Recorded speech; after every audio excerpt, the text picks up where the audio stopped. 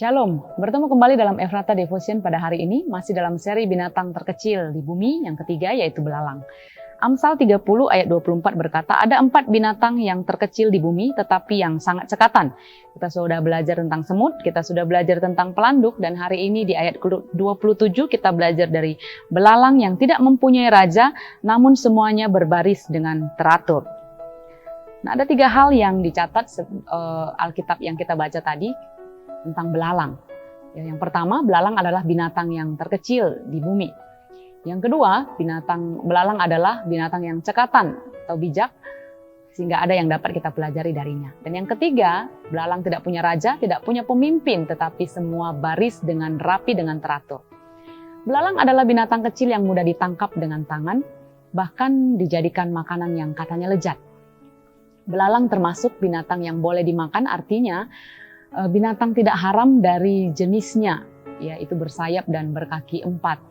Yohanes Pembaptis juga dicatat makan belalang dan madu hutan, Matius 3 ayat 4. Bapak Ibu, hari ini kita mau belajar dari belalang. Yang dapat kita pelajari dari belalang ini adalah yang pertama, walau tidak ada yang memimpin, tidak ada yang mengarahkan, atau tidak ada yang mengawasi, semua dapat berbaris dengan rapi dan masing-masing melakukan bagiannya dengan tanggung jawab.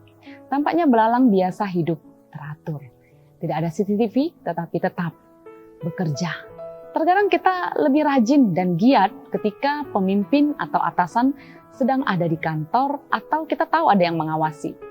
Tapi hari ini kita belajar, orang-orang percaya ada atau tidak ada atasan, kita akan tetap rajin, kita akan tetap giat bekerja, tujuannya agar Tuhan kita dimuliakan.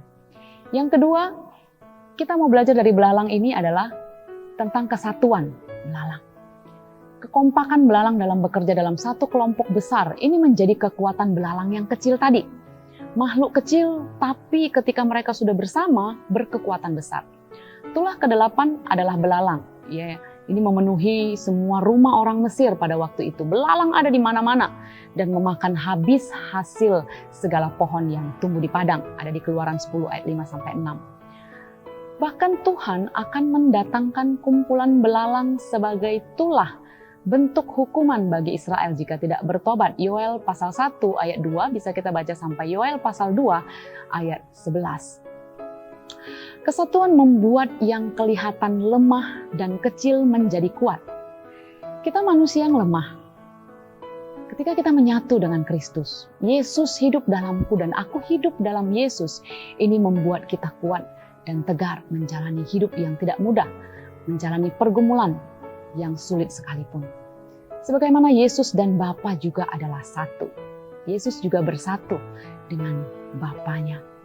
Yesus hidup dalam kita, ini menjadi dasar dan kekuatan kita untuk dapat satu hati dengan sesama orang percaya untuk pekerjaan Tuhan yang besar di dunia ini. Jika orang percaya di dunia bersatu, pasti pekerjaan besar dapat lebih lagi terjadi bagi dunia. Makin jelas orang melihat kemuliaan Tuhan melalui hidup orang Kristen. Kita, gereja, adalah tempat orang Kristen bersekutu. Maka hendaknya kita memelihara kesatuan roh. Dengan berusaha memelihara kesatuan roh dalam ikatan damai sejahtera. Efesus 4 ayat 3. Hendaklah kamu sehati sepikir dalam satu kasih, satu jiwa, satu tujuan. Tujuannya untuk meninggikan Tuhan, tidak mencari kepentingan sendiri, tetapi saling rendah hati, anggap yang lain lebih utama. Hendaklah hidup kita adalah hidup yang bersama, menaruh pikiran dan perasaan yang terdapat juga dalam Kristus Yesus, yang mau jadi sama seperti manusia dengan tujuan menyelamatkan manusia dan mengosongkan dirinya. Bagi kita merendahkan dirinya untuk jadi sama dengan kita manusia. Kita lakukan ini agar bertekuk lutut semua yang ada di langit dan bumi, dan semua lidah mengaku Yesus Kristus adalah Tuhan bagi kemuliaan Allah Bapa. Filipi 2 ayat 2-9. Bapak Ibu, bersatu membuat kita orang percaya mempunyai kekuatan besar untuk melakukan pekerjaan besar ini bersama-sama dengan satu tujuan yang sama, yaitu Tuhan dimuliakan, Tuhan disembah. Belajar dari belalang kecil, kita hidup lebih teratur, walau tidak ada yang mengawasi, dan membangun kesatuan hati dengan Tuhan dan dengan sesama orang percaya dalam Kristus Tuhan kita. Tuhan menolong kita. Shalom.